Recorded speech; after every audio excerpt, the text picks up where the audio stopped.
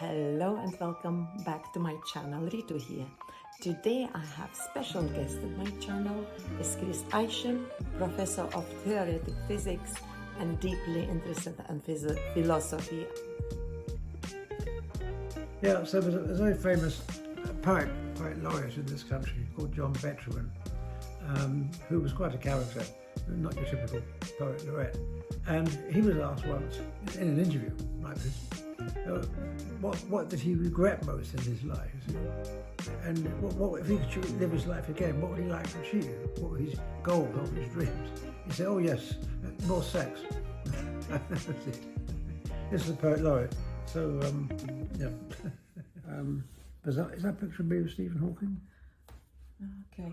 I don't know what one was actually there. I can't really turn around and see it. Can I just read you? Well, let me just... Okay. If we oh, that's the Pope, right. Yeah. Yes. There. Could you just tell about this photograph? You know, did you make? Yeah. Well, it's like everything, it's a bit of a long story. I always, although I'm a professional scientist, I always had a deep interest in philosophy. And my knowledge of philosophy actually even affected the things I worked on. It was a quite important thing to me. But I always had a very mystical feeling about the world, which made me naturally inclined towards religion. A problem I had when I was a young man was which religion. You know, you may have what you call mystical feelings, in inverted commas, but it doesn't necessarily relate to anything. I mean, it can just be, you know, aberrant temporal lobe or something like that. In my mid-40s, I decided I could become a Christian, mainly because I was studying the work of Carl Jung, and this inspired me to do that. So I ended up, because I was a Christian, and also a professor of theoretical physics, and very interested in philosophy, I did get sort of roped into the science and religion group, if I can call them that, in this country or in America, or international thing. And I was invited to a number of meetings to talk, and in particular, there was one where Pope John Paul II invited a group of us to a special workshop to talk about the origin of the universe. And it was fascinating. I really enjoyed it, for lots of reasons. It was very unusual. But it did include an audience with the Pope, because, I mean, that's all meetings do, but the Pope, this particular Pope, was of course himself a philosopher by profession, so he was very interested in this. And that's just a picture of me being introduced to the Pope and explaining to him about the origin of the universe.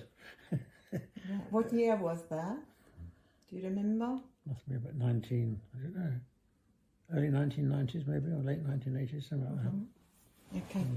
So also this interesting picture here. Oh well, there's the members of the council of the Royal Albert Hall. As you can see, I'm there wearing a suit, looking very smart. If you can see me. Let me find you. I'm probably at the back. You're on the back. I don't know. Yeah, there I am. Oh yes. That's me. Yeah. Yes, that was very interesting. Because I worked at IMPERIAL College, which is South Kensington. It's very close to Royal Albert Hall. And in fact, the various colleges there, various institutions like the Science Museum and so on, they're all part of a sort of a grouping of institutes which collaborate to some extent. And Royal Albert Hall particularly, I was also interested in because they're the main music providers in the area. And it so happens that, for historical reasons, Imperial College always nominated a member of the council of the Royal Albert Hall, one of the trustees, because it is a charity. And one day I was at someone's office, and he simply said to me, well, how would you like to, you know, place on vacant, how would you like to sit on the council? I looked a bit dubious, because normally, like a good academic, I spent my life trying to avoid committees. And he said, well, he said they give you a very good lunch. So did you go for lunch? Yeah, absolutely. You know, all academics, you can't resist good food and good wine. Turned out he was dead right. But it wasn't just that. I actually really enjoyed my time there because they're a fascinating group of people. I mean, they're very, very intelligent. Each person was there for a reason. Most of them were nominated by the seat holders, who eased a bench of seats.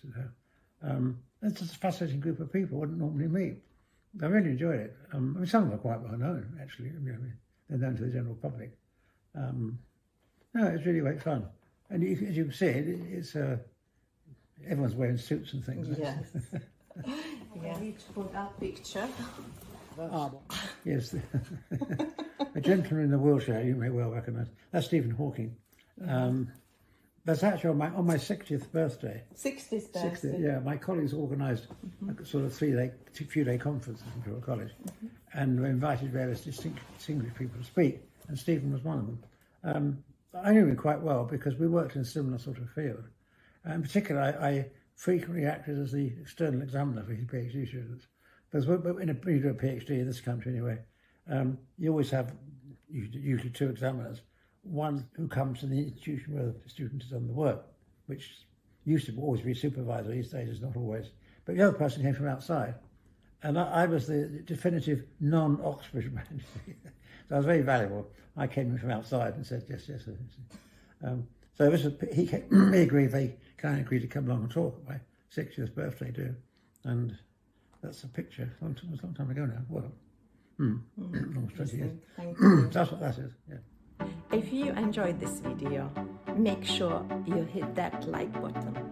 And if you're new to this channel, remember to hit that subscribe button, because this year I dedicate to make weekly video to hold you accountable and make your best year.